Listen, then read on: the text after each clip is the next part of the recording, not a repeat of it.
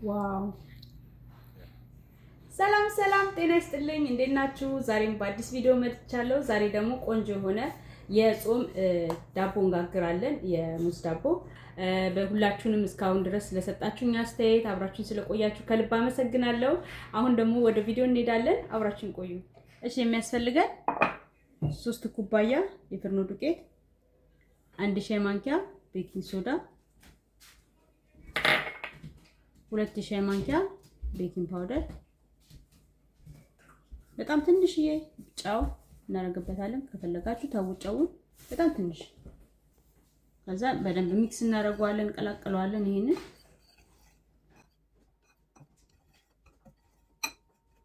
እሺ፣ በምንሰራበት እቃ ላይ እኔ የምጠቀመው 2 ባናና ነው። 2 ባናና ወይም ደግሞ 3 ባናና አድርጉት። የበሰለ መሆን አለበት። እንደምታዩት የበሰለ መሆን አለበት። ከዚህም በላይ ጠቆር ቢል በጣም ይጣፍጣል። እንደዛ ሲሆን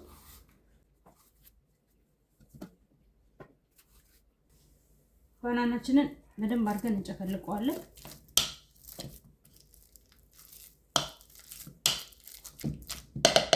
ልክ እንደዚህ።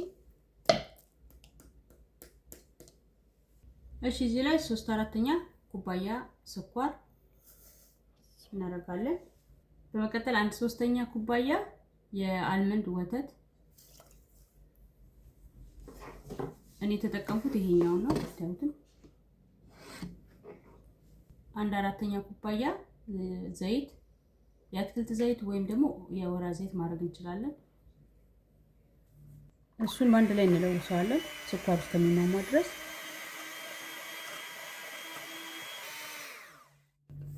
አሁን ይበቃዋል።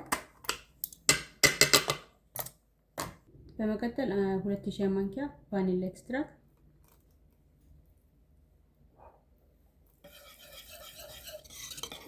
አሁን ዱቄታችንን ቅድም ያዘጋጀነውን እየጨመርን እንለውሰዋለን።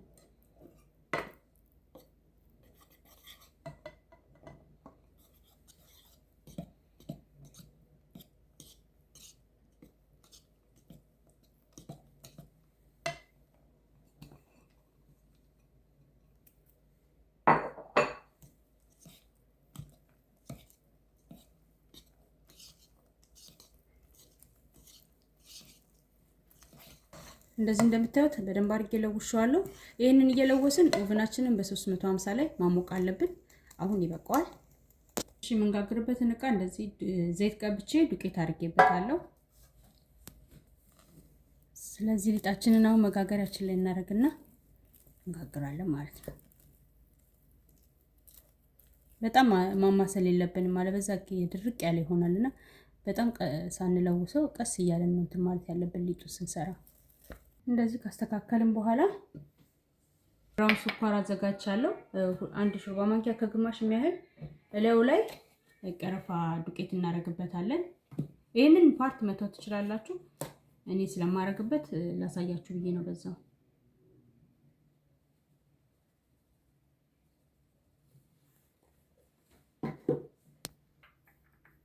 ቀረፋ ዱቄቱና ስኳሩን በደንብ ቀላቅለን ሊጡ ላይ እናደርገዋለን ማለት ነው። እንደዚህ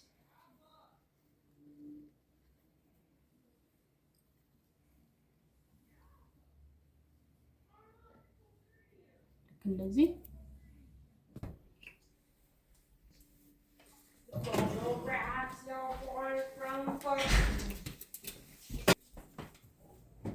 እንደምታዩት ዳቦችን በስሏል፣ ቆንጆ ሆኗል፣ ቀዝቅዟል።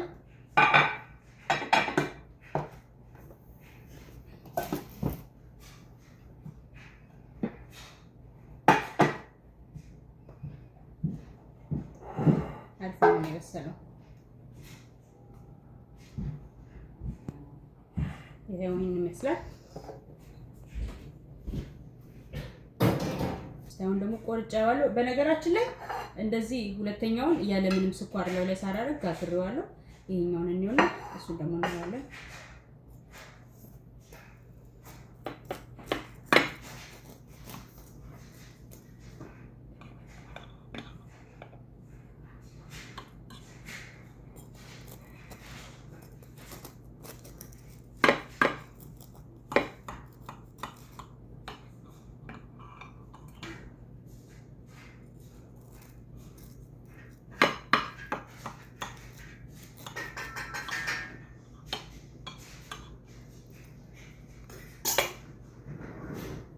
እንደምታዩት በጣም ቆንጆ ነው። አያችሁት? በጣም ነው የሚያምረው። እሱ በጣም ሶፍት ነው። እንደዚህ እንደምታዩት ከላይ ደረቅ ብሎ ከውስጥ ሶፍት ነው እንዳለ። ስኳር ያደረጋችሁበት እንደዚህ ያያችሁት፣ ከላይ ደረቅ ሲል ያምራል። እንብላ። ምርጥ ዳቦ ነው። አያችሁት? እንደዚህ ራሱ እንትን ሲል ወደዚህ ጠጋ አድርግላችሁ። ዋው አልሰጥም። ላውንደሪ እያደረግን ነው እንግዲህ። ድምፁ ከበጠበጣችሁ በጣም ይቅርታ።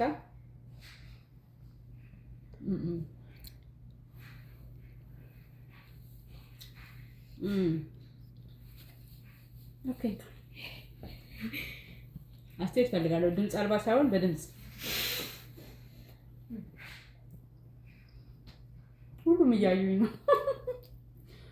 በጣም አሪፍ ነው። እንዴት ነው? ያው ያኛውም አንድ አይነት ነው። ምንም ልዩነት የለውም። ይሄኛው ከላይ ስኳር አላረኩበትም እንጂ ምንም አይነት ልዩነት የለውም። ስለዚህ እንቁላል ሳናረግ ምንም አይነት ወተት ሳንጠቀም ምርጥ ዳቦ ለልጆች በተለይ መስራት እንችላለን። ስኳሩ መቀነስ ትችላላችሁ። ግን በጣም የሚገርማችሁ ነገር በጣም ስኳር የበዛበት አይደለም። የበዛ ይመስላል ግን አይደለም።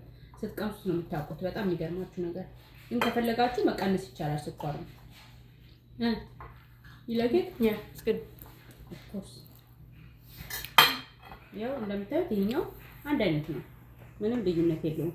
እዚህ ላይ ስኳር መነስነስ ብቻ ነው የቀረው እና እዚህ ውስጥ ራሱ እንትን ጨምሬበታለሁ። ሲነመን አድርጌበታለሁ። የቀረፋ ዱቄት እዚህ ውስጥ አድርጌበታለሁ። ውስጡ ማለት ነው። ሳቦካ ሊጡን አንድ ላይ አድርጌበታለሁ። ከፈለጋችሁ እንደዛም አድርጋችሁ መስራት ይቻላል።